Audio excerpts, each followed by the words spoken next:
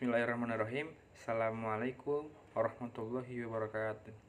Izin memperkenalkan diri, nama saya Muhammad Rafiq Qolis dengan NPM 20310074 dari kelompok 9. Nah, pada kesempatan kali ini saya akan menjelaskan tentang klinis yang ada pada blok reproduksi. Yang pertama yaitu hernia nukleus pulposus. Untuk pengertiannya, hernia adalah protrusi atau penonjolan dari sebuah organ atau jaringan melalui lubang yang abnormal. Nukleus pulposus adalah massa setengah cair yang terbuat dari serat elastis putih yang membentuk bagian tengah dari diskus intervertebralis. Untuk hernia nukleus pulposus atau HNP merupakan suatu gangguan yang melibatkan ruptur annulus fibrosus sehingga nukleus pulposus menonjol atau bulging dan menekan ke arah kanalis spinalis.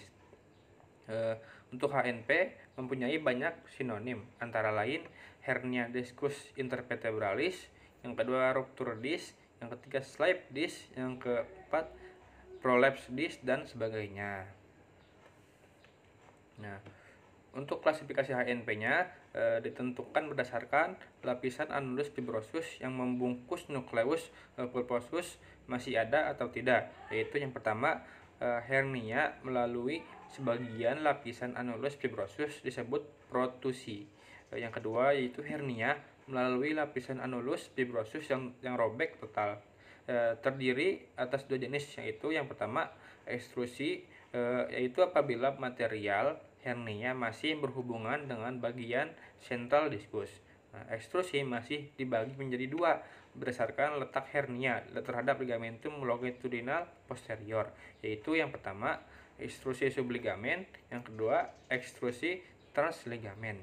Untuk jenis yang keduanya yaitu sekuestrasi, yaitu apabila material hernia sudah tidak lagi mempunyai hubungan dengan bagian sentral diskus. Untuk etiologinya, penyebab dari hernia nukleus pulposus biasanya dengan meningkatnya usia terjadi perubahan degeneratif yang mengakibatkan kurang lentur dan tipisnya nukleus pulposus. Annulus fibrosus mengalami perubahan karena digunakan terus-menerus. Akibatnya, annulus fibrosus biasanya di daerah lumbal dapat menyembul atau pecah. Untuk patogenesisnya, yang pertama yaitu pada proses degeneratif. Diskus intervertebralis tersusun atas jaringan fibrokartilago yang berfungsi sebagai shock absorber, menyebarkan gaya pada kolumna vertebralis dan juga memungkinkan gerakan antar vertebra. Kandungan air diskus berkurang dengan bertambahnya usia, yaitu dari 90% pada bayi sampai menjadi 70% pada orang usia lanjut. Untuk kedua yaitu proses traumatik. Dimulainya degenerasi diskus mempengaruhi mekanika sendi intervertebral yang dapat menyebabkan degenerasi lebih jauh. Selain degenerasi, gerakan repetitif seperti refleksi, ekstensi, lateral fleksi, rotasi, dan mengangkat beban dapat memberi tekanan abnormal pada nukleus. Jika tekanan ini cukup besar sampai bisa melukai annulus, nukleus pulposus ini berujung pada herniasi.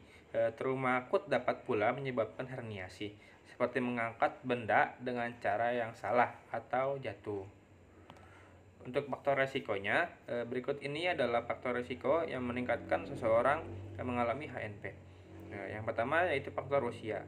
Usia merupakan faktor utama terjadinya HNP karena annulus fibrosus lama-kelamaan akan hilang elastisitasnya sehingga menjadi kering dan keras, menyebabkan annulus fibrosus mudah berubah bentuk dan ruptur.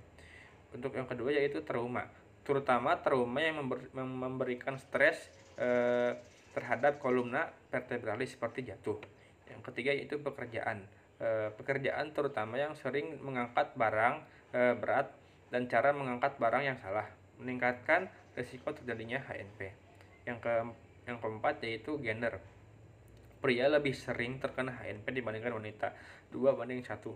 Hal ini terkait dengan pekerjaan dan aktivitas yang dilakukan pada pria cenderung ke aktivitas fisik yang melibatkan kolumna vertebralis. Lalu untuk jenis yang kedua yaitu spondylosis lumbalis. Untuk pengertiannya, spondylosis adalah penyakit degeneratif tulang belakang. Nah, spondylosis ini disebabkan oleh proses degenerasi yang progresif pada diskus intervertebralis yang mengakibatkan makin menyempitnya jarak antar vertebra sehingga mengakibatkan terjadinya osteofit, penyempitan kanalis, spinalis dan foramen intervertebralis dan iritasi persendian posterior. Rasa nyeri pada spondylosis ini disebabkan oleh terjadinya osteoartritis dan tekanan radix oleh kantong diameter yang mengakibatkan iskemik dan radang. Untuk tanda gejalanya, spondylosis lumbal merupakan suatu kelainan dengan ketidakstabilan lumbal, sering mempunyai riwayat robekan dari diskusnya dan serangan nyeri yang berulang-ulang dalam beberapa tahun. Nyeri pada kasus spondylosis berhubungan erat dengan aktivitas yang dijalani oleh penderita, di mana aktivitas yang dijalani terlalu lama dengan rentang perjalanan yang panjang. Baik, untuk patofisiologinya, spondylosis merupakan penyakit degeneratif yang sering mengenai lumbal.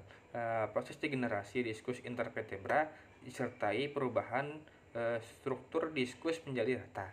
Tonjolan tulang oleh permukaan osteofit tampak di tepi anterior dan posterior pada korpus vertebra.